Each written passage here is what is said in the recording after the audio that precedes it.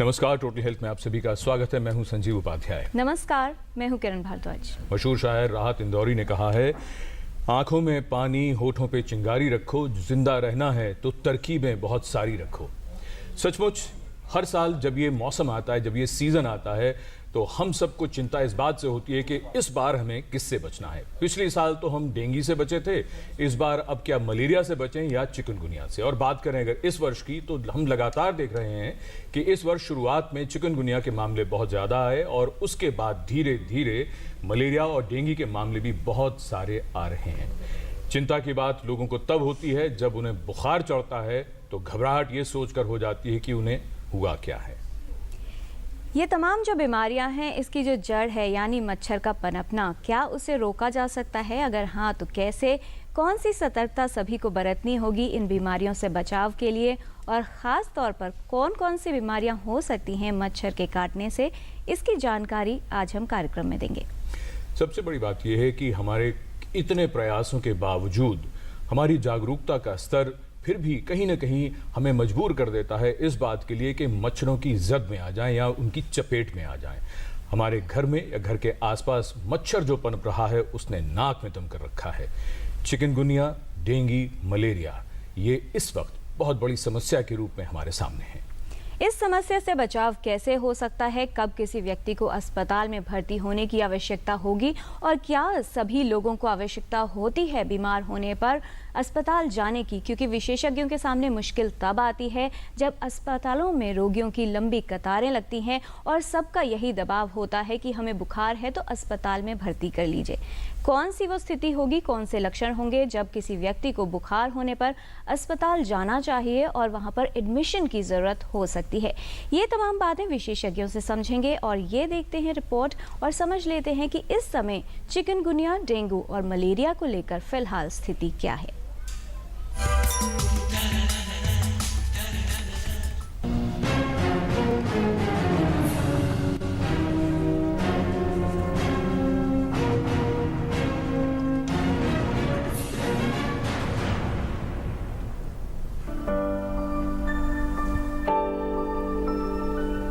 Chikungunya, dengue और malaria के काफी मामले सामने आ रहे हैं। ऐसे में इनसे बचाव कैसे हो, ये सभी के लिए एक बड़ा प्रश्न है।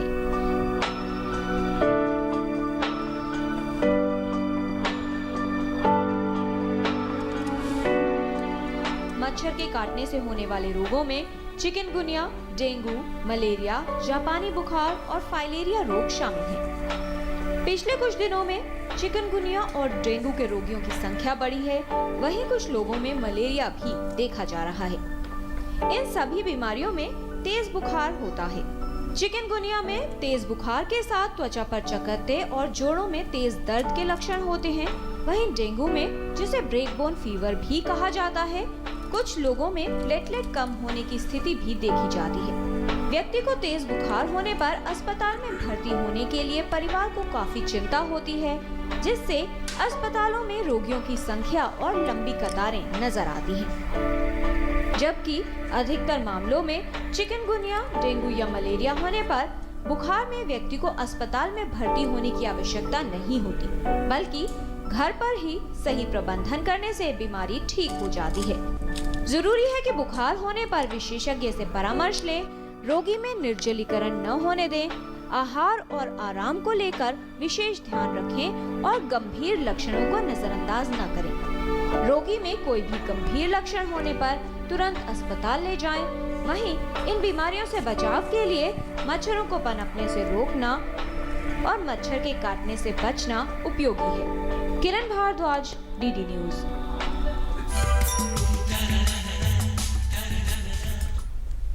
अमूमन इस वक्त मौसमी बुखार, यानी अगर इस सीज़न में होने वाला जो वायरल फीवर है उसकी बात करें, तो लोगों का ध्यान अब उस तरफ जाता ही नहीं है। अगर घर में किसी को भी बुखार हो जाए तो सबसे पहले डर इस बात को लेकर होता है कि कहीं ये डेंगू तो नहीं है, चिकनगुनिया तो नहीं है या मलेरिया तो नहीं है। कुल मिलाकर घबराहट इस बात को लेकर भी रहती है कि क्या अगर ये कहीं कॉम्प्लिकेशंस हुई तो उसके बाद क्या होगा। बहुत से ऐसे प्रश्न लोगों के मन में हैं जिन पर हम चाहेंगे कि विशेषज्ञों से ही बात की जाए। पर साथ ही ये भी समझेंगे कि जब किसी व्यक्ति को बुखार होता है तो कौन सी सावधानियां रखनी है और घर पर रहते हुए ही इन बुखार में प्रबंधन कैसे किया जा सकता है। इस विषय पर विस्तार से बात करने के लिए हमारे साथ स्टूडियो में विशेषज्ञों का खास पैनल मौजूद है।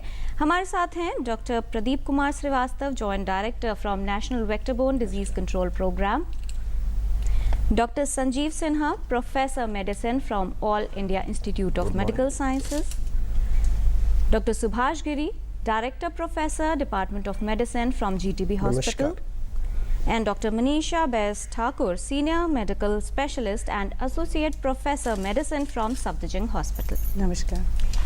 आज हमारे साथ यहाँ पर विशेषज्ञ मौजूद हैं और जाहिर तौर पर ये सभी बुखार जो आजकल चल रहे हैं इसे लेकर बहुत से प्रश्न जो हैं सभी के मन में होते हैं।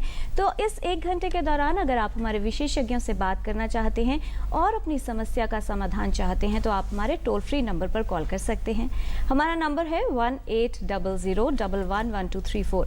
इस नंबर पर कॉल करते समय अपने टीवी की आवाज़ कम रखें, संक्षिप्त सवाल पूछें और फ़ोन कॉल मोबाइल से न करें। आप अपने प्रश्न ईमेल के माध्यम से भी हम तक पहुँचा सकते हैं। हमारा ईमेल एड्रेस है totalhealthddnews@gmail.com। तो आइए चर्चा की शुरुआत करते हैं डॉक्टर श्रीवास्तव से, क्योंकि बात मच्छरों की है, मच्छर पर ही सबका निशाना है। डॉक्टर श्रीवास्तव, ये बताइए कि इस बार ये तीनों ही मामले ज़्यादा दिख रहे हैं, डेंगू के भी, चिकनगुनिया के भी और मलेरिया के भी। इस बार ऐसा क्या खास हुआ है? क्योंकि हमने पिछले कुछ वर्षों में देखा है लगातार एक वर्ष डेंगू ज़्यादा होता है, फिर एक वर्ष मलेरिया ज़्यादा हो जाएगा, कभी कुछ कभी कुछ। इस बार ये तीनों ही नहीं, बेसिकली देखिए, डिजीज़ तो सारी की सारी हैं, ऐसा नहीं है कि और हर का सीजनल एक पीक होता है और एक आपके पास रेगुलर एक एपिडेमियोलॉजिकल कर्व हम जिसको बोलते हैं वो आता है।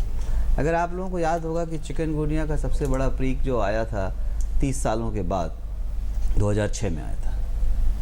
उसके बाद से चिकनगुनिया के साथ एक ख़ास बात ये होती है कि इसकी हमारी लाइफ टाइम इम्यूनिटी होती है।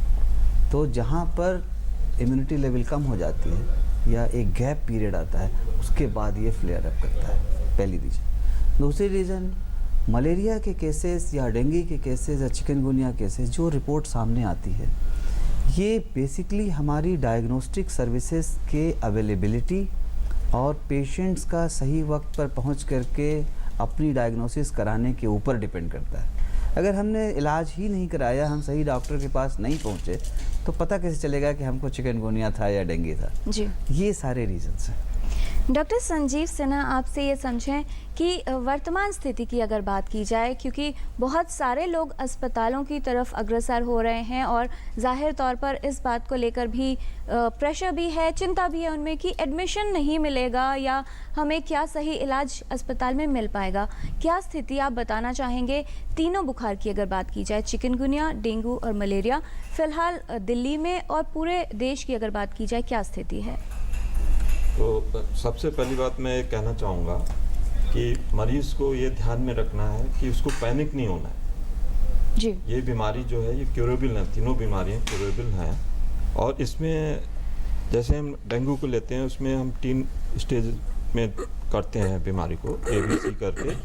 ये उसमें होता है जिसको हम केवल OPD में देखते हैं, जिसमें माइल्ड सिम्टम्स होते हैं, फीवर होगा जी, जॉइंट पेन होगा और कई बार थोड़ा सा पेशेंट को बॉडी हेडेक होगा, तो उस पेशेंट को हम भर्ती नहीं करते हैं। उनको हम OPD बेसिस पर पैरासीटामोल देंगे, कहेंगे पानी खूब पीजिए और घर में रुकिए। और ध्यान रखिए, अगर कोई वार्निंग साइंस होते हैं, जैसे हाई ग्रेड फीवर हो गया, वोमिटिंग हो रही है, लूज मोशन हो रहे हैं, ब्लीडिंग शुरू हो जाती है और मिकोजल ब्लीड होते हैं, जब हम कहते हैं पेशेंट को हॉस्पिटल में आना है और फिर उनको हम भर्ती करते हैं। तो पहली चीज़ ये ध्यान रखनी है कि पेशेंट को कभी भी पैनिक नहीं होना है और जैसे ही फीवर आए वो अपने नियरेस्ट डॉक्टर है उसके पास जाएं, उनकी राय लें और उसके बाद अगर ज़रूरत होती है तो भर्ती के लिए हॉस्पिटल में आएँ।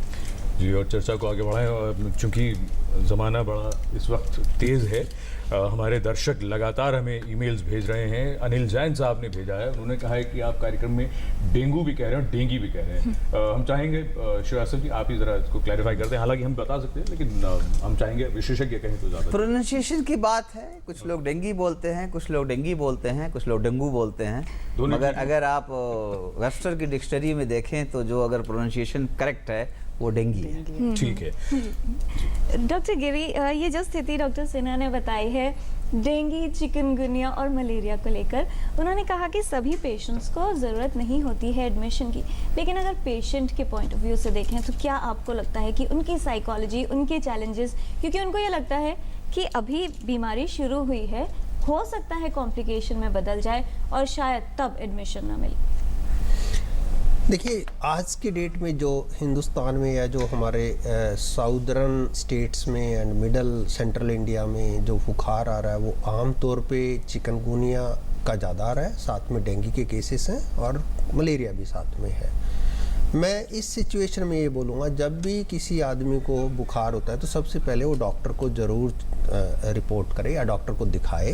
वो डॉक्टर प्रैक्टिस में हो सकता है, डिस्पेंसरी में हो सकता है या किसी हॉस्पिटल में हो सकता है। क्योंकि हम डे 1 पे यदि इस बुखार को इन्वेस्टिगेट कर लेंगे तो हमें ये पता लग जाएगा कि कौन से वाला बुखार है। डॉक्टर ही उसको मतलब बता सकता है कि मलेरिया है या ये दूसरे वायरल फीवर। लेकिन सबसे पहले बड़े अस्पताल में जाने की जरूरत नहीं। बड़े अस्पताल में जाने की बिल्कुल ज़रूरत नहीं है। तो इसमें जब आपको पता लग जाता है मलेरिया है तो मलेरिया की एक स्पेसिफिक ट्रीटमेंट है, वो डे 1 पे ही हम स्टार्ट करते हैं, तो दैट इज़ इट। वो बड़ी जल्दी ठीक हो जाएगा, कोई कॉम्प्लिकेशन नहीं होगी और उससे बिल्कुल डरने वाली कोई बात ही नहीं है। जब हम वायरल फीवर की बात करते हैं जिसमें चिकनगुनिया और डेंगू दोनों ही फीवर जो आजकल हमें देखने में मिल रहे हैं, तो उसमें वैसे तो डे 1 पे कुछ ऐसा नहीं होता कि आप एकदम स्ट्रेट में बोल दें कि ये चिकनगुनिया है या ये डेंगू है। फिर भी डॉक्टर को दिखाने का मीनिंग यहाँ पर ये आता है कि आपका एक डिमार्केशन हो जाएगा वायरल फीवर का और मलेरिया का। साथ में यदि किसी को डे 1 पे ही बहुत ज़्यादा तेज़ बुखार है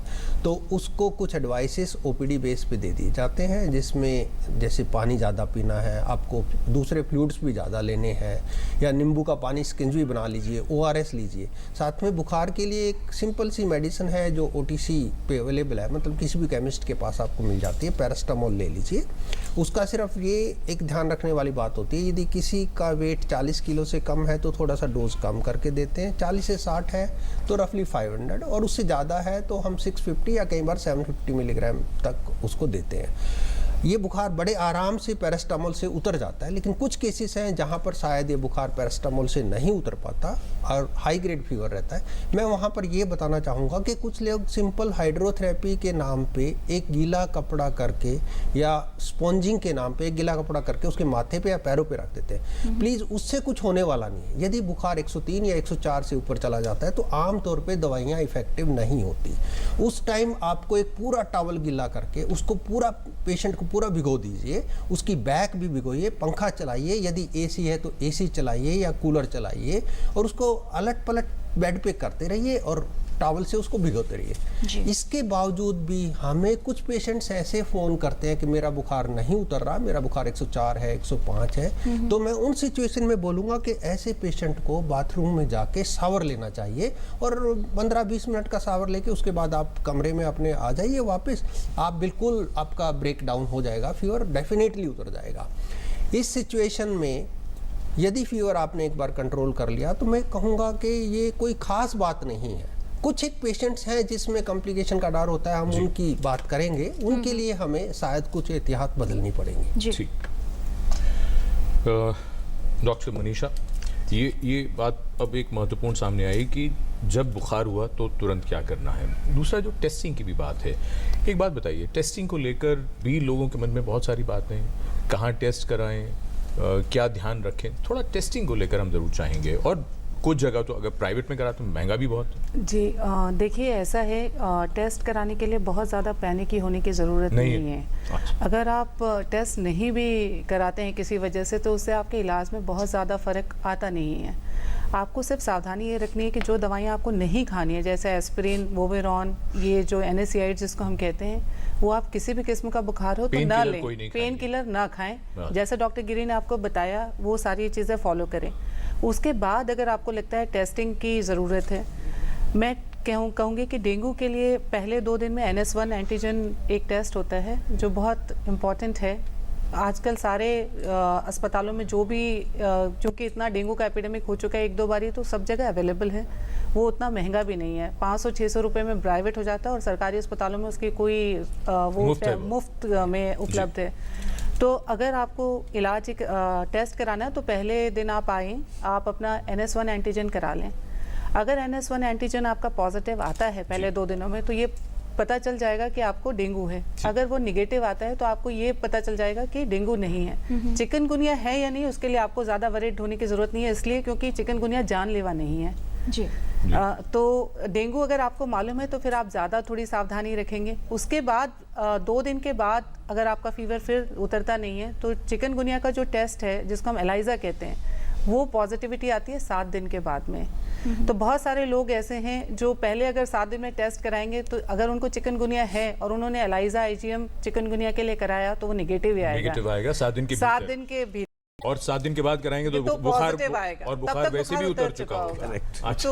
तो इसलिए मतलब आप 7 दिन तक उस पैसे को जो आपके प्राइवेट में इस इलाज का मतलब इस टेस्ट की कीमत 1200 रुपए से ऊपर है, तो आप मुझे लगता तो नहीं कोई कि लाभ आपको नहीं, कोई लाभ नहीं है लाभ इसको कराने का। अपने रुपए भी बचाएं, और सबसे बड़ी चीज़ ये है कि बिना ज़रूरत के टेस्ट ना कराएं जब तक कि आपको विशेषज्ञ ना कहें। चर्चा को आगे बढ़ाएं उससे पहले हमारे एक दर्शक हैं आदित्य सिंह टेलीफोन लाइन पर। आदित्य जी, आपका बहुत स्वागत। पूछें सवाल, क्या जानना चाहते हैं आप? आदित्य जी। जी सर, नमस्कार। नमस्कार आदित्य जी, सवाल पूछिए। जी सर, मैं ये पूछना, क्या पूछना है आपको? जी क्या एक मच्छर, हमारे एरिया में इतने सारे मच्छर है कि हम मच्छरों से परेशान हैं। आप कहाँ से बोल रहे हैं? मध्य प्रदेश में कहाँ से? मैं मध्य प्रदेश के नीमच जिले से बोल रहा हूँ। नीमच से? अच्छा, तो आपके आसपास मच्छर हैं, बताइए क्या जानना चाहते हैं? ये मच्छरों से जैसे ये हाथ पैर दर्द, अभी डॉक्टर सुभाष जी ने और मैडम ने जो अच्छी बातें बताई है उससे हम शिक्षित हुए हैं और ये बातें हम ध्यान में रखेंगे। लेकिन ये मच्छर क्या है, इससे ये काटने ठीक है। चिकनगुनिया, ये तो मच्छर से कैसे बचें? हाथ पैरों में दर्द वगैरह ये हो रहा था। अच्छा, कई सारी बातें हैं। मतलब डॉक्टर श्रीवास्तव, ये लोगों की समस्या तो बहुत ज़्यादा है। ठीक कह रहे हैं, और उनका कंसर्न भी बहुत ज़रूरी है। मच्छर तो सब जगह है, पर बेसिकली 2 बातें जाननी बहुत ज़रूरी हैं। मच्छरों से बचने के लिए सभी के मतलब जो सहयोग की अपेक्षा की जाती है। एक है जो कि हेल्थ डिपार्टमेंट के लोग मच्छर मारने का अभियान चलाते हैं। उसमें बेसिकली क्या है कि ये डिजीज़ कंट्रोल से रिलेटेड, मच्छर वैसे 4000 प्रकार के हैं, जिसमें मलेरिया के लिए जो हम नॉर्मली जानते हैं एनाफिलीज, वो 400 से ज़्यादा प्रकार के हैं। हिंदुस्तान में 6 मेजर हैं जो मलेरिया फैलाते हैं। हमारे यहाँ जो दवाइयाँ प्रिस्क्राइब्ड हैं मच्छर मारने के लिए, वो उस डोज पर है जो हमारे मच्छरों को मारती हैं। अब आप देखिए, जैसे वो कह रहे हैं कि तमाम गटर खुले रहते हैं, नालियाँ खुली रहती हैं, उसमें जो मच्छर होते हैं वो या तो फैलेरिया फैलाने वाले होते हैं या न्यूसेंस मॉस्किटो होते हैं। अब बहुत सारी जगहों पे इंजीनियरिंग डिफेक्ट की वजह से पानी रुका रहता है, बहुत सारी जगहों पे तो उसमें हेल्थ डिपार्टमेंट, बहुत सारी जगहों पे हेल्थ डिपार्टमेंट का वर्कर पहुंच ही नहीं सकता है।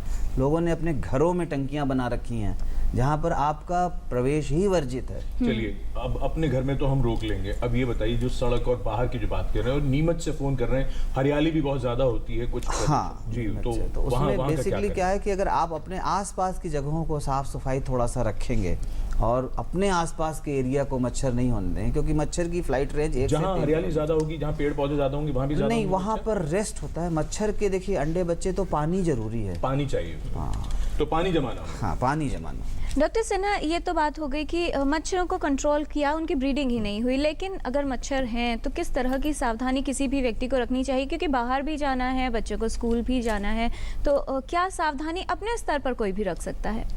तो सबसे पहली बात यह है कि घर में ये जो चिकनगुनिया और डेंगू का फीवर होता है, और जो मच्छर ये होते हैं एडिस मच्छर कहते हैं, एडिस से जिससे दोनों ही बीमारियां ये मच्छर जो है ये घरों के अंदर मिलता है और ये फ्रेश वाटर में ब्रीडिंग करता है। तो सबसे बड़ी ध्यान ये रखना है कि घरों में पानी इकट्ठा ना होने दें। जी। और घरों के अंदर जैसे कूलर है, एसी है, छोटे मोटे टूटे हुए बर्तन हैं, प्लास्टिक की बॉटल्स हैं, इन सब में ये पानी अगर इकट्ठा है तो ये मच्छर ब्रीडिंग करता है। तो एक तो सबसे बड़ी बात इसको अवॉइड करना है कि घर में ही मच्छर ना हो। जी। दूसरा यह है कि बच्चों को ये बताना है कि वो पूरे स्लीव के कपड़े पहनें, पूरे बाँह कवर रखें, पैरों को कवर रखें और दवाएं यूज़ करें। रिपेलेंट्स घर में यूज़ कर सकते हैं, ओडोमॉस क्रीम आती है वो बच्चे यूज़ कर सकते हैं। और जब भी बाहर खेलने के लिए जाएं तो पूरा कपड़ा पहने और जूते मोजे पहन कर रखें। तो ये कुछ इंपॉर्टेंट चीज़ें हैं जो हमने ध्यान रखनी है। जी। और ये मच्छर जो है मेनली डे टाइम बाइटर है। ये सुबह के टाइम 9 से 11 के बीच में और शाम को 4 से 5 के बीच में ज़्यादा बाइट करता है। जी। तो उस समय हमें ज़्यादा प्रिकॉशन रखना है। ये तो सावधानी की बात हो गई। डॉक्टर श्रीवास्तव, एक जो बात डॉक्टर गिरी ने कही थी कि सभी को अस्पताल जाने की ज़रूरत नहीं है, बड़े अस्पताल में अगर बुखार होता है, और फिर डॉक्टर मनीषा ने कहा कि टेस्ट करवाएं अगर ज़रूरत हो। तो अगर ये कहा जा रहा है कि आने वाला जो 1 महीना है या 10-15 दिन मान लीजिए, इसमें कुछ केसेस बढ़ सकते हैं, ऐसे में जो हमारी तैयारी है, पहली चीज़ कि क्या स्थिति फ़िलहाल नियंत्रण में है, और आने वाले समय के लिए तैयारी की बात करें, फैसिलिटीज़ जो बढ़ाई जा रही हैं उसके बारे में आप ज़रूर बताएं लोगों को कि कहाँ जगह जगह पर टेस्टिंग फैसिलिटीज़, और अगर बुखार होता है तो छोटे छोटे सेंटर्स पे जाने की जो उपलब्धता है उसके लिए क्या तैयारी है।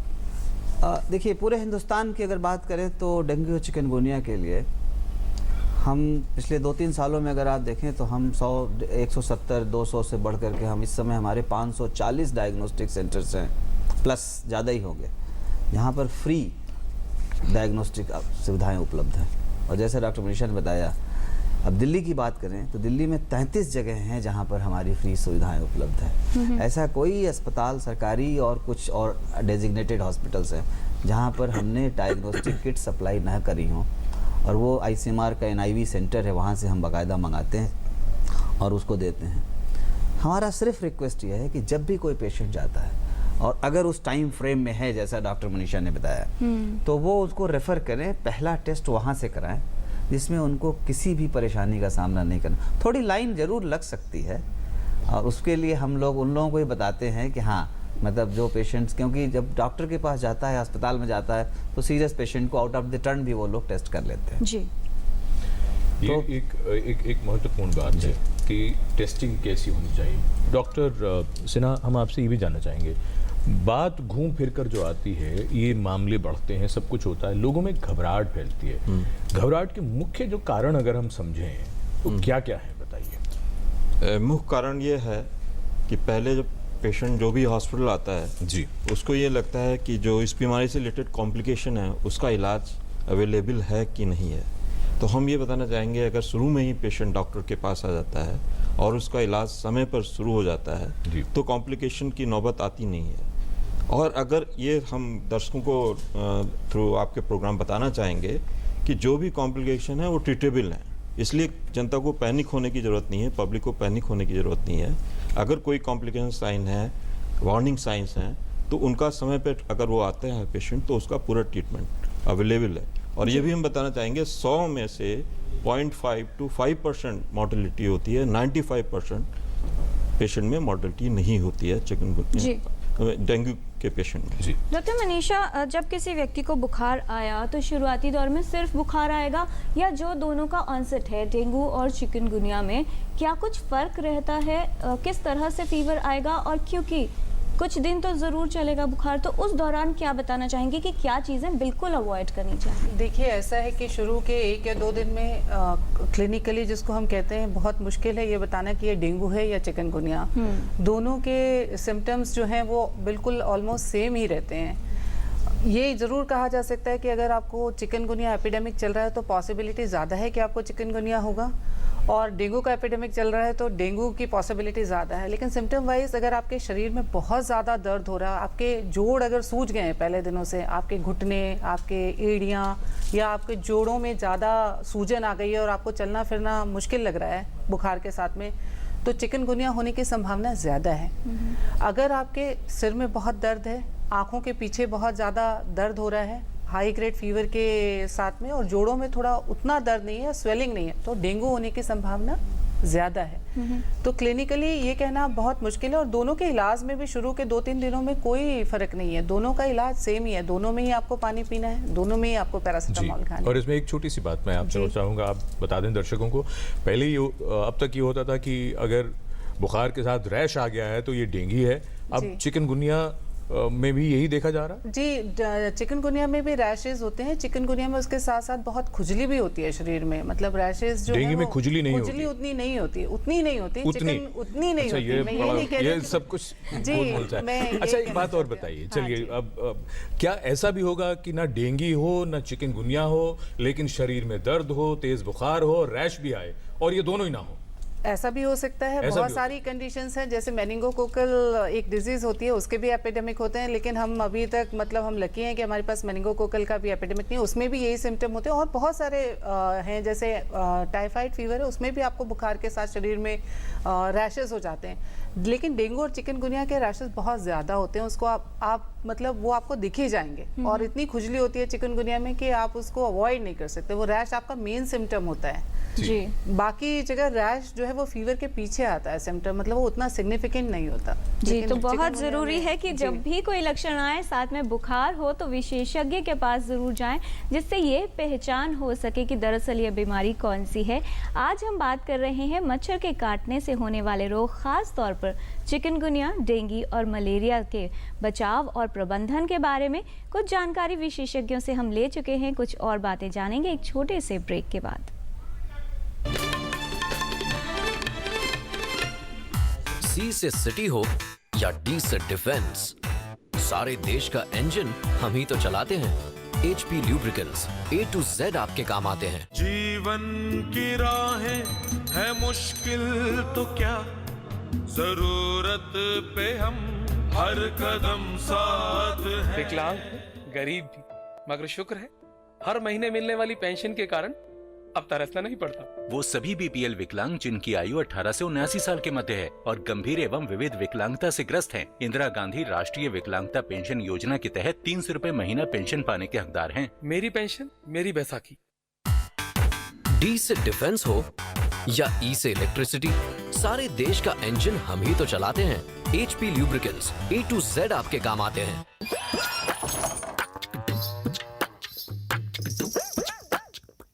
है अकेली, चल सहेली, जान के रहना है। देखो कितनी प्यारी, आय हाय, जाने क्या खाए, यूं बढ़ती जाए। देखो 6 महीने में होगा माँ का दूध ही। ना रे ना, जरूर खाए कुछ और भी।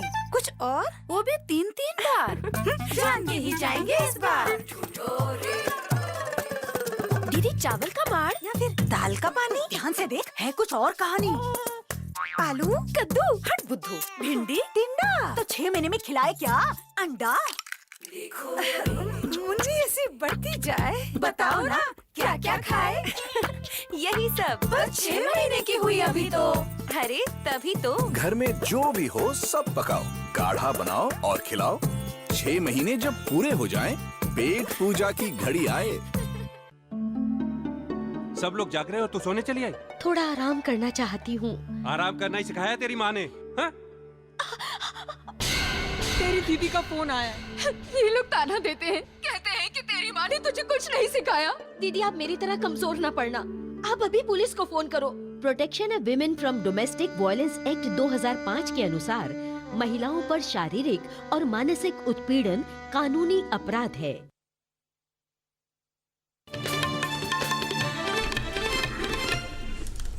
ब्रेक के बाद आप सभी का स्वागत। आज चर्चा हो रही है डेंगू, चिकनगुनिया और मलेरिया यानी मच्छर से होने वाली इन 3 बीमारियों के बारे में। आज चर्चा को आगे बढ़ाते हैं। डॉक्टर संजीव सिन्हा, हम आपसे अब ये समझना चाहेंगे, जैसे ब्रेक में जाने से पहले बात हुई इस बात को लेकर कि लक्षण तो लगभग एक जैसे हैं, लेकिन फिर भी क्या फ़र्क है, और सबसे बड़ी चीज़ ये है कि जब तक कोई कॉम्प्लिकेशन इस तरह की कोई चीज़ हो ही नहीं रही है तो घर पर कैसे मैनेज किया जाएगा?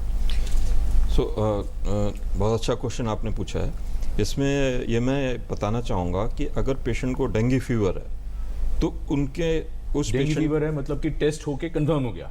मैं फॉर एग्जांपल बता रहा हूँ, क्लिनिकल सिम्टम्स में ये ज़्यादा होते हैं। पेशेंट को हाई ग्रेड फीवर होगा, रेट्रोऑर्बिटल पेन होगा, हेडेक होगा, severe joint break bone fever कहते हैं, तो बॉडी एक होगा, काफ़ी माइल्जिया होगा, और कभी कभी पेशेंट को रैशेस तो होते ही हैं, साथ में ब्लीडिंग भी हो सकती है। That is the feature we can differentiate between chikungunya and chikungunya में डेंगू। ब्लीडिंग नहीं होगी, म्यूकोजल ब्लीड नहीं होती है वो, क्योंकि डेंगू फीवर में पेशेंट को प्लेटलेट डिस्फंक्शन हो जाता है, उसके कारण ब्लीडिंग के चांसेस ज़्यादा होते हैं। चिकनगुनिया में जनरली प्लेटलेट काउंट्स नॉर्मल रहते हैं।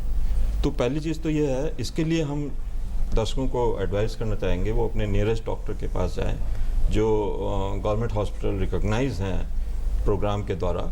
वहाँ पर जाकर वो पहले 3 दिनों के अंदर एक NS1 टेस्ट होता है जो डेंगू की बीमारी को कंफर्म करता है। अगर वो NS1 नेगेटिव आता है तो हमें समझ लेना चाहिए कि वहाँ पर डेंगू की बीमारी नहीं है, और फिर हम प्लेटलेट करा लें। अगर प्लेटलेट भी नॉर्मल है और पेशेंट को काफ़ी ज़्यादा जॉइंट पेन हो रहा है, सीवियर जोड़ों में स्वेलिंग है, तो उस केस में फिर और दवाएं भी पैरासीटामोल के अलावा यूज़ कर सकते हैं, जिनको हम पेन किलर्स कहते हैं, तो वो यूज़ कर सकते हैं। उससे पेशेंट को सिम्टोमेटिकली रिलीफ मिलेगा। ये साथ में वन मोर थिंग, पेशेंट को घर पे ही रहकर रेस्ट करना चाहिए और खूब पानी पीते रहना चाहिए। जी। और जैसे डॉक्टर साहब ने पहले बताया था, डॉक्टर गिरी ने, कि हाइड्रोथेरेपी अगर पैरासीटामोल से फ़ायदा नहीं हो रहा है तो पेशेंट को हाइड्रोथेरेपी करने की ज़रूरत है, जो बहुत ही इंपॉर्टेंट साइन है। और अगर वोमिटिंग हो रही है तो पेशेंट को एंटीएमेटिक लेने की ज़रूरत है, और ये सब डॉक्टर की सुपरविजन में करना है। डॉक्टर को ओपीडी में जाके दिखाना है,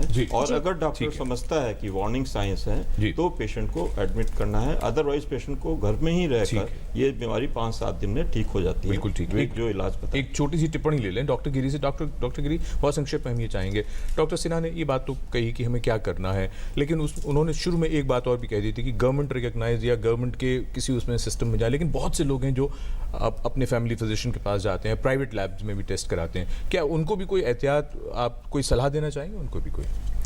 देखिए, डॉक्टर सारा गवर्नमेंट सिस्टम तो खैर कवर नहीं कर पाएगा। जितना पेशेंट हमारे पास आजकल लोड आ रहा है, तो प्राइवेट डॉक्टर्स के पास तो जाना ही पड़ेगा। जहाँ तक इन्वेस्टिगेशन की बात है, मेरा इसमें सिर्फ एक एडवाइस है, यदि वो डे 1 पे मलेरिया सस्पेक्ट कर रहे हैं तो मलेरिया का टेस्ट ज़रूर करवा लें। जहाँ तक एक हाइतोबा प्लेटलेट टेस्ट करवाने की होती है, प्लीज़ वो एटलीस्ट 48 आवर तक बिल्कुल भी ना करवाएं। जब आप डेंगू को सस्पेक्ट कर रहे हो तो फर्स्ट 3 डेज में NS1 कर लीजिए, 72 आवर के अराउंड से जाके आप प्लेटलेट टेस्ट करवा लीजिए। यदि आपका NS1 पॉजिटिव है तो प्लेटलेट टेस्ट की इंपॉर्टेंस है, और प्लेटलेट टेस्ट यूजुअली जो हम एक्सपेक्ट कर रहे हैं पीक ऑफ फीवर पे डाउन होना शुरू होता है, और जो एफेब्राइल पीरियड है 2 से 3 दिन तक, तब तक प्लेटलेट डाउन होने का खतरा रहता है। तो रफली बुखार उतरने के बाद, हाँ, बुखार उतरने के 3 दिन तक भी कई बार प्लेटलेट डाउन आ जाती हैं। तो प्लेटलेट आप थोड़ा सा समझ के करवाइए। प्लेटलेट का बहुत ज़्यादा रोल हमारे मैनेजमेंट में नहीं है। मैं बार बार एक बात ये जरूर बोलना चाहूँगा। और इस चर्चा को जारी रखेंगे। फिलहाल हमारे साथ नई दिल्ली से मौजूद हैं कार्तिक कौल जी फोन लाइन पर। आपका स्वागत कार्तिक जी, क्या जानना चाहते हैं? जी, हमारा जो बेटा है उसे कुछ दिन पहले एक मच्छर ने काटा था और वहाँ पर लाल लाल दाने हुए थे, तो हमें और उससे कुछ दिन बाद थोड़ा बुखार भी हुआ था। तो हमें ये पूछना है कि हम कैसे जाने कि ये जो हमें दाने हुआ बुखार हुए वो चिकनगुनिया, डेंगू या मलेरिया के लक्षण है या किसी आम बीमारी के? जी डॉक्टर मनीषा, क्या कहना चाहेंगी? मैं ये पूछना चाहती हूँ, अभी आपके बेटे को बुखार है या बुखार ठीक हो गया? अगर बुखार ठीक हो गया है, 3-4 दिन बुखार था और बुखार ठीक हो गया है और उसको कोई ब्लीडिंग नहीं है या कोई और उसको तकलीफ नहीं है, तो मुझे नहीं लगता कि अब आपको टेस्ट करा के जानना चाहिए कि उसको क्या था। वो एपिसोड हो गया? जी, वो हो गया। वो अनकॉम्प्लिकेटेड एक फीवर था, वो मलेरिया था। मलेरिया तो संभावना कम है क्योंकि बुखार अपने आप ऐसे उतरता नहीं है। डेंगू या चिकनगुनिया था, वो अपने आप ठीक हो गया। जी डॉक्टर श्रीवास्तव से हम चाहेंगे यहाँ एक क्लैरिफिकेशन छोटा सा।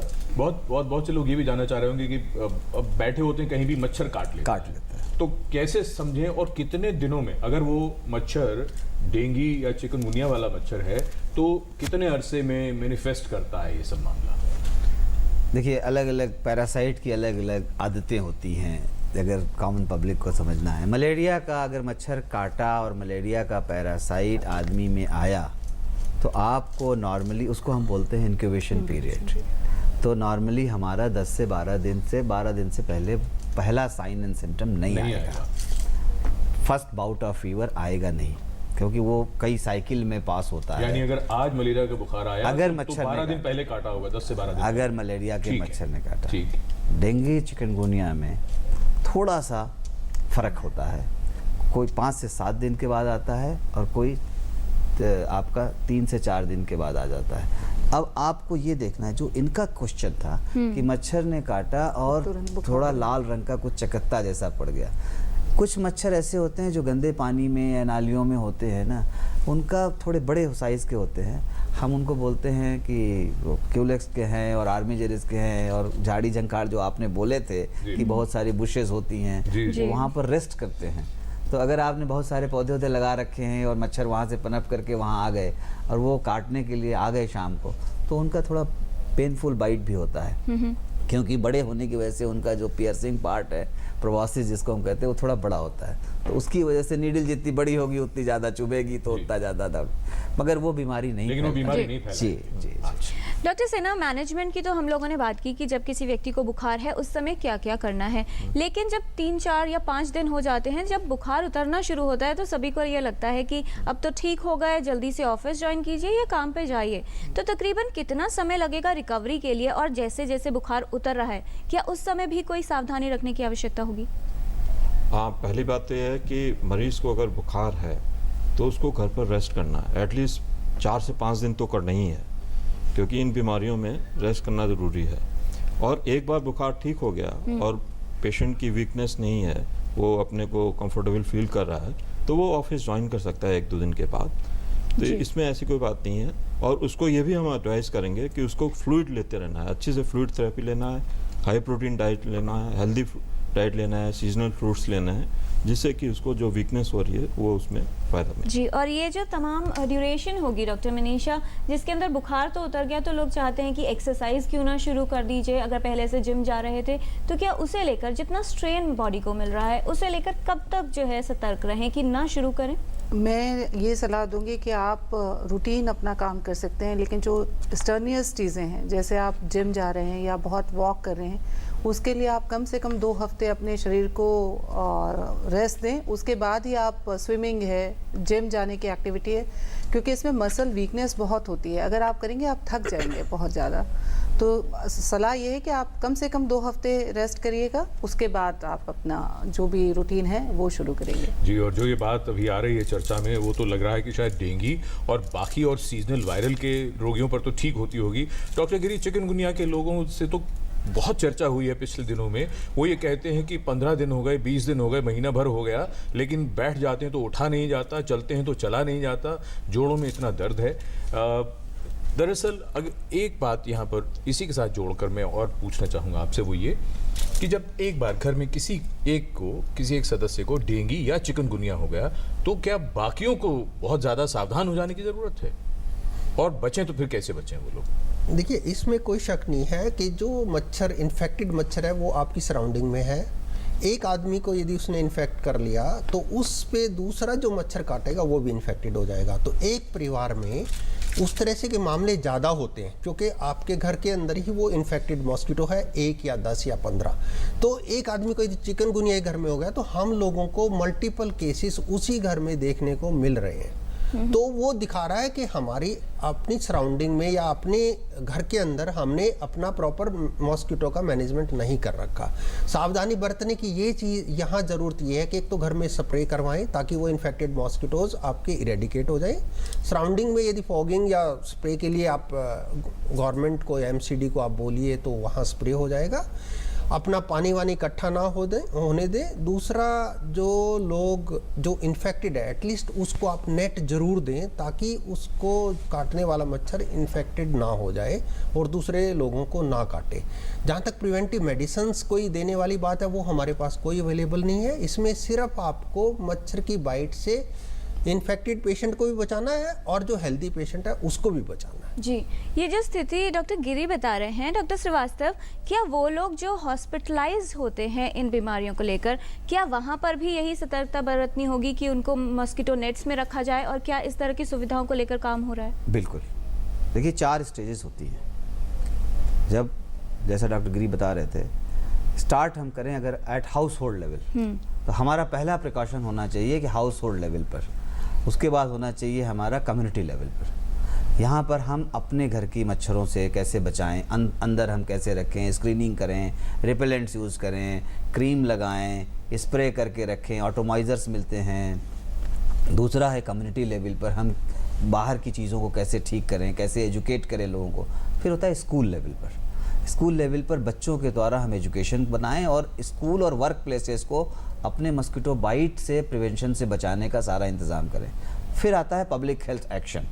उसमें हमारे सर्विस प्रोवाइडर्स जो हेल्थ डिपार्टमेंट के हैं, दिल्ली की बात करें तो एमसीडी है और स्टेट में बात करें तो और लोग हैं। उसके बाद आता है इंजीनियरिंग चीज़ें। इन सारी चीज़ों को करने के बाद अगर हम हॉस्पिटल की बात करें, हमने ये सारे निर्देश किए हैं कि hospitals must be mosquito free. अगर पेशेंट आया, एक तो पेशेंट के अंदर वायरस है जी, मच्छर हैं, ये मुश्किल है कहना कि कौन सा मच्छर फैला रहा है, कहाँ पर ब्रीड कर रहा है और कहाँ पर आ रहा है, क्योंकि उसका रेडियस है। तो उस रेडियस के अंदर अगर है तो वो प्रिवेंशन मस्कीटो नेट देना या स्क्रीनिंग करना या रिपेलेंट यूज़ करना बहुत ज़रूरी है। हॉस्पिटल तो it must be mosquito free. जी, हमारे पास हमारे बहुत दर्शकों के ईमेल्स आए हैं। कुछ लोग तो अभी भी ये जानना चाहते हैं, के शेषाद्री साहब हैं, वो ये पूछ रहे हैं, आप सभी इस पर ध्यान दें। वो ये कहते हैं कि क्या आप सचमुच बहुत गंभीर हैं कहते हुए कि डेंगू का इलाज घर पर ही हो सकता है? वो पूरे कार्यक्रम के बाद ये बात पूछ रहे हैं। हम कार्यक्रम में बार बार हमने ये बात कही है। इसके अलावा बहुत से लोग ये भी जानना चाह रहे हैं कि क्या जब बुखार होता है तो उसमें स्नान भी कर सकते हैं, नहा सकते हैं। खैर, इस पर भी बात करेंगे। उससे पहले ईश्वर काकड़े जी हैं महाराष्ट्र से टेलीफोन लाइन पर। ईश्वर जी, आपका बहुत स्वागत। पूछें सवाल, क्या जानना चाहते हैं?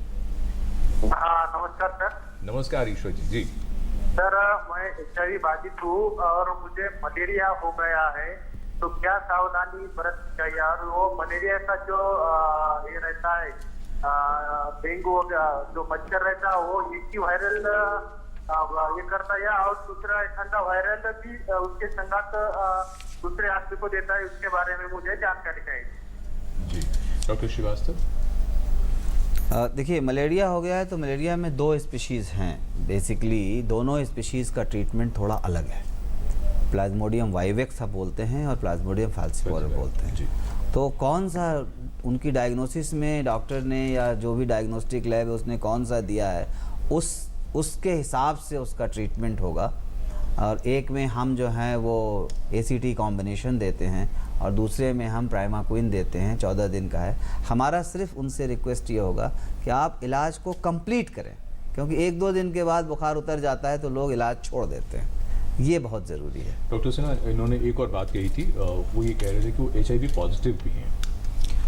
तो इनके केस में हमें ज़्यादा ध्यान देना पड़ेगा क्योंकि ये हाई रिस्क ग्रुप में आते हैं। ठीक है, तो हमेशा ध्यान रखें, अगर ऐसे पेशेंट हैं जो रेट्रोवायरस पॉजिटिव भी हैं और साथ में मलेरिया इन्फेक्शन है, तो ये हाई रिस्क ग्रुप में आ जाएंगे और अगर ज़रूरत पड़ती है तो उनको हॉस्पिटल में भर्ती भी होना पड़ेगा। जी, इसी स्थिति से जोड़कर डॉक्टर गिरी, क्या कुछ और हाई रिस्क ग्रुप हो सकता है प्रेगनेंसी की अगर बात करें, या फिर दूसरी कौन सी ऐसी स्थितियां जिसमें अगर किसी भी व्यक्ति को इस तरह की बीमारी होती है तो ज़्यादा सतर्कता रखनी होगी? यस, यदि हम मोर्टेलिटी की बात करते हैं, जैसे डेंगू से मोर्टेलिटी 1% या 1% से भी कम है, यदि हम उसका प्रॉपर इलाज करें, तो मैं हाई रिस्क ग्रुप की बात में यदि उस कंडीशन को हम सोचते हैं तो उसमें मोर्टेलिटी थोड़ी ज़्यादा होती है। ये न्यूबॉर्न्स या जो कम उम्र के बच्चे हैं या एल्डरली, इसके साथ साथ जिनको किडनी डिजीज़ है, लीवर डिजीज़ है, जैसे अभी हमने एड्स की बात की, वो वाली बीमारी है, या कनेक्टिव टिश्यू डिसऑर्डर्स हैं, डेबिलिटेटिंग स्टेरॉइड चल रहे हैं, कैंसर्स है, तो ये ग्रुप ऐसा है जहाँ पे कि मोर्टेलिटी या मॉर्बिडिटी ज़्यादा बढ़ जाती है।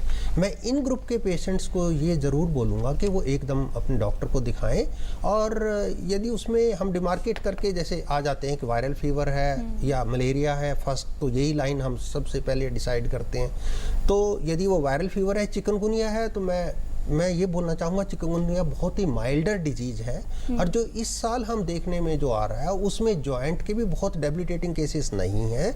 बिल्कुल घबराने की ज़रूरत नहीं है, आप घर पे उसका इलाज ले सकते हैं। एक बार डॉक्टर से अपनी मेडिसिन लिखवाइए और घर चले जाइए। जहाँ तक इस हाई रिस्क ग्रुप में डेंगू की बात है, मैं चाहूँगा कि वो पेशेंट अंडर ऑब्जर्वेशन रखे जाएँ, और उनका जैसे 4th डे ऑनवर्ड हम कॉम्प्लिकेशन कुछ एक्सपेक्ट करते हैं, उस चीज़ पर थोड़ा ध्यान रखना चाहिए। जी, डॉक्टर मनीषा भी कुछ ऐड करना चाह रही है, और साथ में डॉक्टर मनीषा ये भी बता दीजिए कि जो महिलाएं गर्भवती हैं, कि अगर गर्भावस्था के दौरान इस तरह का इन्फेक्शन होता है तो क्या कॉम्प्लिकेशंस की संभावना ज़्यादा हो सकती है? बिल्कुल, ये एक हाई रिस्क ग्रुप है। प्रेगनेंसी में अगर आपको कोई भी सुपर एडेड इन्फेक्शन होता है, चाहे वो डेंगू हो, चाहे मलेरिया हो या किसी भी और प्रकार का इन्फेक्शन है, अगर आपका टेम्परेचर 102, 103 से ऊपर जाता है तो चांसेस बहुत ज़्यादा होते हैं कि आपका जो अनबॉर्न बच्चा है उसमें मॉर्टेलिटी रेट बहुत ज़्यादा हो सकती है। बच्चा आपके गर्भ के अंदर ही मृत हो सकता है।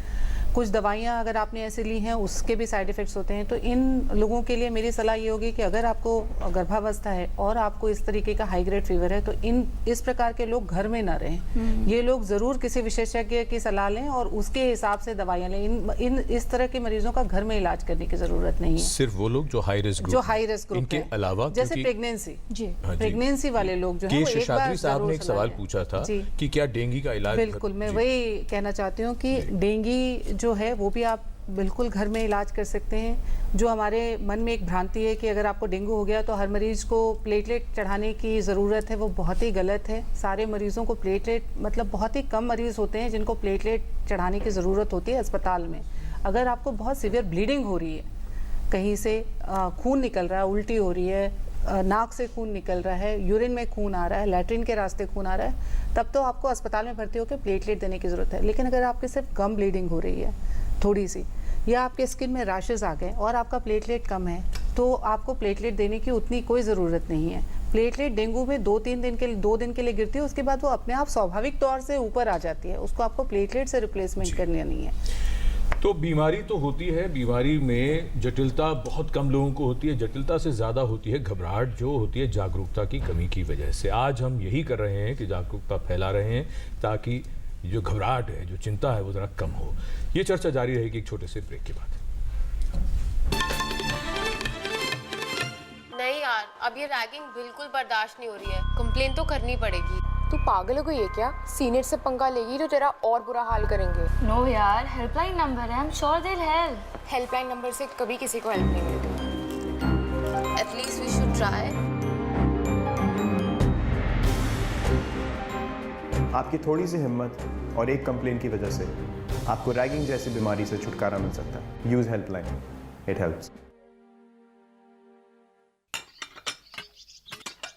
1 2 3 अरे 4। ये काम के समय गिनती किस लिए? कोई खास बात है का? हाँ है ना, अपने महात्मा गांधी नरेगा में अब बहुत से नए काम जुड़ गए हैं, जैसे वर्मी कंपोस्टिंग और वृक्षारोपण, जैसे मुर्गी और बकरी पालने के लिए शेड बनाना और मछली पालन। और इतना ही नहीं, बाढ़ नियंत्रण और लघु सिंचाई जैसे और भी कई काम। तो खास बात हुई ना। इन दिनों अपडेटेड रेज्यूमे रखना बेहद जरूरी है। Yes mine Praful Kumar, major Praful Kumar, para special forces, 3 साल हॉस्टाइल जोन में टफ था, JNK में स्पेशल सर्विस, कुछ नए दोस्त बनाए, कॉम्बैट फ्री फॉल स्पेशलिस्ट, बलिदान के लिए तैयार। जैसा आप देख सकते हैं, I wear my heart on my sleeve and my resume on my uniform. Which other company lets you do that? हम है भारत के सबसे एक्साइटिंग वर्कप्लेस और हम दे रहे हैं आपको एक ऑफर। भारतीय सेना, आम नहीं ये जिंदगी। भाई बोले तो अपुन के एरिया में अपुन से बड़ा डेंजर कौन आ गया भाई? डेंगू और चिकुनगुनिया। बोले तो दोनों का गेम बजाते थे भाई। अरे पापा, कूलर में मच्छर की फैक्ट्री डाले लाए क्या? ड्रम, कूलर, गमले, पक्षियों के बर्तन वगैरह को हर हफ्ते साफ करने का। टायर, प्लास्टिक के कप, ग्लास, नारियल के खोल में पानी जमा ना होने दे। डेंगू और चिकुनगुनिया का मच्छर साफ पानी में पनपता है। मच्छर के काटने से बचे। बुखार हो तो पैरासीटामोल लेने का, एस्प्रिन नहीं। पर भाई ये बीमारी का पता कैसे चलेगा भाई? सीधा है रे, बदन दर्द, सर दर्द, तेज बुखार, थकावट, बदन पे दाने निकले तो मतलब डॉक्टर को मिलने का, खुद डॉक्टर नहीं बनने का, समझा? वाह भाई, आप तो सचमुच के MBBS हो भाई।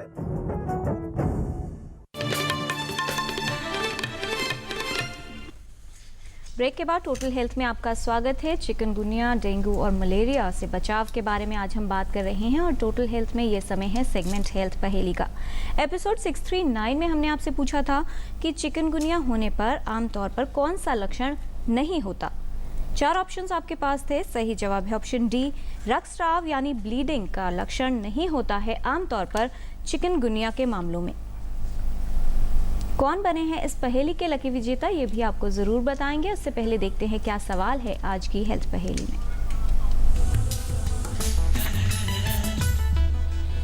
आपको बताना है कि इनमें से कौन सा कथन गलत है। ऑप्शन ए, चिकनगुनिया डेंगू में तेज बुखार होने पर सिर्फ पैरासिटामोल ही लेनी चाहिए। ऑप्शन बी, इनमें सभी रोगियों को इलाज के लिए अस्पताल में भर्ती होने की आवश्यकता होती है। या फिर ऑप्शन सी, बचाव के लिए मच्छरों को पनपने से रोकना और मच्छर के काटने से बचना ही उपयोगी है। आप अपने जवाब हमें 2 हफ्तों तक भेज सकते हैं। हमारा पता है Total Health, DD News, room number 505, tower B, Doordarshan Bhavan, Mandi House, Copernicus Marg, New Delhi 110001, या ईमेल कर सकते हैं totalhealth@ddnews@gmail.com पर।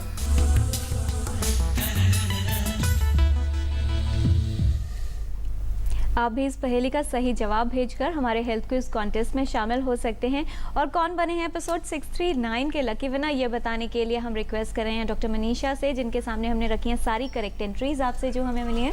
डॉक्टर मनीषा, इन सभी करेक्ट एंट्रीज में से आज के एक लकी विनर का नाम और उनके शहर का नाम आप हमारे व्यूअर्स को बताएं।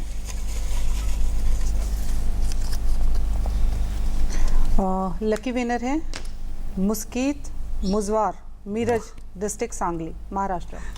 बहुत अच्छे, इनको बहुत बधाई। और अब हम शुरू करते हैं रैपिड फायर, यानी छोटे छोटे सवाल और छोटे छोटे जवाब। पहला सवाल डॉक्टर श्रीवास्तव आपको, मच्छर तो लगभग पूरे वर्ष रहते हैं, फिर इस समय ये प्रकोप क्यों ज़्यादा है? डिपेंड करता है टेम्परेचर और रिलेटिव ह्यूमिडिटी का फैक्टर। जितनी ज़्यादा रिलेटिव ह्यूमिडिटी और टेम्परेचर उसमें रहेगा, कम टेम्परेचर में हम एक तो 27 डिग्री का हम ऑप्टिमम देते हैं, 26 से 28 डिग्री के टेम्परेचर के बीच में 27 मैजिकल फिगर है। 27 डिग्री टेम्परेचर और 72 डिग्री उलट दीजिए तो वो रिलेटिव ह्यूमिडिटी इस पीरियड में बहुत ज़्यादा प्रकोप होता है। डॉक्टर सिन्हा, आजकल आमतौर पर हर बुखार वायरल ही होता है। हाँ, अधिकतर बुखार वायरल होता है। जैसे सर ने बताया कि टेम्परेचर के कारण ज़्यादातर वायरल फीवर होता है, बट मलेरिया भी काफ़ी होता है क्योंकि बारिश हो रही है और उसके कारण ब्रीडिंग के चांसेस ज़्यादा होते हैं। डॉक्टर गिरी, वायरल फीवर आजकल के मौसम में ही क्यों होता है? देखिए, इस टाइम पे जो वायरल फीवर हमें आजकल जो मिल रहा है वो डेंगू और चिकनगुनिया, वो मॉस्किटो बाइट से हो रहा है। और इस टाइम पे मॉस्किटो का जो ब्रीडिंग है वो बहुत ज़्यादा होता है क्योंकि पानी की कलेक्शन इधर उधर ज़्यादा होती है, इसलिए हमें इसके केसेस वायरल फीवर जो चिकनगुनिया और डेंगू के बहुत ज़्यादा रहते हैं। जैसे ही टेम्परेचर ड्रॉप करेगा, हम एक्सपेक्ट कर रहे हैं कि ये दोनों चीज़ें कम हो जाएंगी। जी डॉक्टर मनीषा, एक बार वायरस से इन्फेक्ट होकर बीमार हो गए तो उसके बाद उसी वायरस से दोबारा बीमारी या इन्फेक्शन नहीं होगा? हर डिजीज़ के लिए ये अलग अलग है। जैसे अगर आपको एक बार चिकनगुनिया हो गया तो आपको दोबारा चिकनगुनिया नहीं होगा, लेकिन अगर आपको एक बार डेंगू हुआ है, क्योंकि डेंगू के 4 वायरस स्ट्रेन है, ये नहीं मालूम कि आपको किस स्ट्रेन से पहले हुआ था।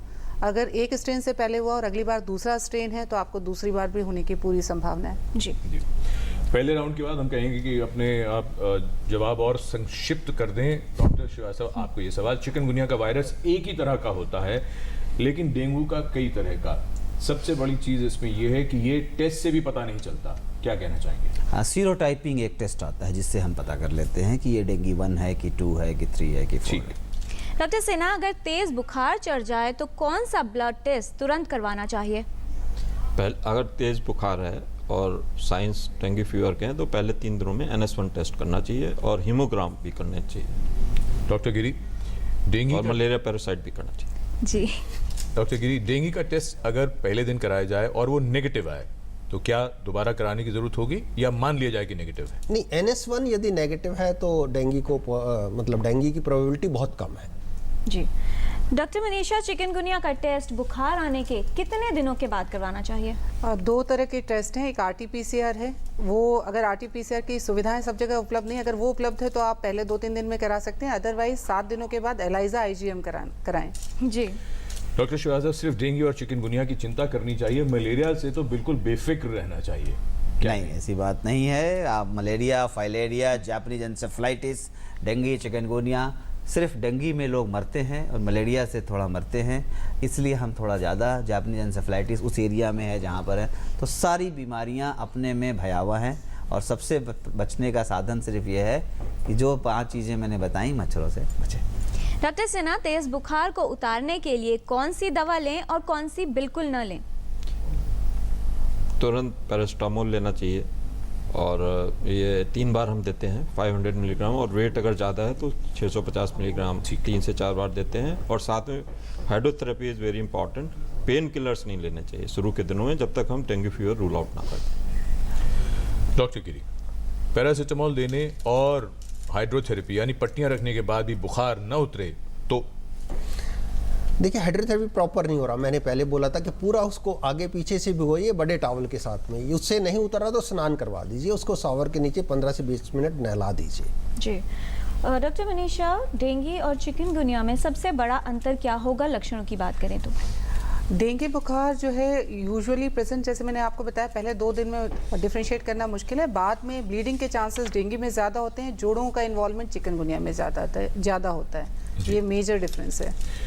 और ये आखिरी राउंड है, हम चाहेंगे आप अगर इसमें अपना कोई संदेश है, कोई बात जोड़ना चाहें, आप जोड़ सकते हैं। थोड़ा सा समय ज़्यादा आपको मिल जाएगा। डॉक्टर श्रीवास्तव, सबसे पहले आपसे, चारों ओर मच्छरों का प्रकोप है, इनसे कैसे बचा जाए, कारगर उपाय क्या होगा? जो 5 चीज़ें बताई मैंने, घर से, कम्युनिटी से, स्कूल से, वर्क प्लेस से लेकर के हॉस्पिटल से लेकर के सब जगह जितनी सुविधाएं उपलब्ध हैं उन सारी चीज़ों को यूज़ करें। प्रॉपर डोज के लिए हमारी वेबसाइट को देखें, गाइडलाइंस लगी हुई हैं। इसके अलावा कुछ हमारे पास ट्रेडिशनल चीज़ें भी हैं, जैसे हम लोग ऑयलिंग करते हैं, नीम का धुआं कर लेते हैं। कुछ प्लांट्स हैं, हर्बल प्लांट्स हैं। अभी आजकल पेपर में आ रहा है एक अगेव अमेरिकाना, जैसे अपना नागपनी का पौधा होता है उसका है। उसके अलावा सिट्रोनिल ऑयल है। ये सब चीज़ें हम लोग लगाते हैं, रिपेलेंसी यूज़ करते हैं। बहुत सारी चीज़ें हैं जिसकी वजह से हम लोग मच्छर से, और मच्छरदानी यूज़ करने की थोड़ी आदत डालें, घरों को स्क्रीन करके रखें। अगर बीमारी हो गई है डॉक्टर सिन्हा, तो बुखार के दौरान घरेलू नुस्खों का उपयोग कितना फ़ायदेमंद हो सकता है? सबसे बड़ा घरेलू नुस्खा है कि आप पानी खूब पिएं, ये सबसे बड़ा नुस्खा है। और घर के अंदर सफाई रखें, घर में मच्छरों को पनपने ना दें। और अगर आप बीमार हैं तो घर में रहें, रेस्ट करें, अपने को मच्छरदानी के अंदर रखें, क्योंकि ये जो बीमारी है, अगर जैसे चिकनगुनिया है, इसका वायरस है, मच्छर ये दूसरे को काटेगा तो दूसरे को भी घर में हो जाएगा। तो ये ध्यान रखें कि मच्छर से अगर मच्छर ना पनपने दें और अपने दूसरे लोगों को घर में प्रिवेंशन करें। जी डॉक्टर गिरी, कौन से लक्षण दिखाई दें तब तुरंत अस्पताल जाएं? हाँ, बहुत इम्पॉर्टेंट बात है ये। जब भी किसी बच्चे को या अडल्ट को घबराहट हो रही है, या उसका सांस तेज आ रहा है, या उसको आपको ठंडा लगने लग जाता है बच्चा, या बुखार जो है नहाने से भी नहीं उतर पा रहा, या बेहोशी होनी शुरू हो जाए, या कहीं से ब्लीडिंग शुरू हो जाए, या उसको चक्कर आने शुरू हो जाए, तो ये कुछ कंडीशंस हैं जहाँ के एकदम उसको हॉस्पिटल में ले जाना चाहिए और उसको हॉस्पिटल में एडमिशन की ज़रूरत है। जी, बुखार उतरने के बाद और बुखार के दौरान क्या करना चाहिए, और साथ में संदेश आप क्या देना चाहेंगे हमारे व्यूअर्स को? देखिए, जो पुरानी हमारी सोच थी कि बुखार में नहलाना नहीं चाहिए, पहले तो उस बात को अपने दिल से निकाल दें। अगर आपको ज़्यादा बुखार है, आपको नहलाना है, क्या खाना है और क्या नहीं खाना है। हर व्यक्ति आपसे यही सवाल पूछता है कि मैं इसको क्या नहीं दे सकता हूँ। तो ये बुखार कोई खाने पीने से रिलेटेड नहीं है। जो मरीज़ को अच्छा लगता है, जो वो खा सकता है, वो सब कुछ उसको खिलाना पिलाना चाहिए। खाना बंद करने की कोई ज़रूरत नहीं है। और अगर आपको डेंगू बुखार है, बुखार उतरने के बाद आपके प्लेटलेट गिरने की संभावना ज़्यादा होती है, तो मैं ये सलाह दूंगी कि अगर आपको डेंगू है और आपका बुखार उतर गया तो एक बार प्लेटलेट काउंट जरूर करा लें उसके बाद। जी, बहुत धन्यवाद इस तमाम जानकारी के लिए। एक मैसेज और मैं देना चाहूँगा कि जनता को इस बीमारी से पैनिक ना हो, ये ध्यान रखें और तुरंत अपने डॉक्टर के पास जाएं, और ये ट्रीटेबल बीमारी है। जी, बहुत महत्वपूर्ण जानकारी आपने दी है, आप सभी का धन्यवाद। तो बहुत ज़रूरी है कि सावधानी रखें, सतर्क रहें, और जानकारी आपके पास पहुंच गई है तो घबराने की बजाय बेहतर ढंग से सामना करें, और ख़ास तौर पर सुरक्षा आपके हाथ में है तो साफ सफाई रखें, जिससे मच्छर ना पनपें और इन सभी बीमारियों से भी बचाव हो सके। जागरूकता बढ़ानी बहुत ज़रूरी है और घबराहट बिल्कुल नहीं आनी चाहिए। और राहत इंदौरी का एक शेर जो कि इस वक्त सोचने पर मजबूर करता है, वो ये कहते हैं कि हमसे पहले भी मुसाफिर कई गुजरे होंगे, कम से कम राह के पत्थर तो हटाते जाते। वाह। अगले सप्ताह एक नए विषय के साथ हाजिर होंगे। नमस्कार। नमस्कार।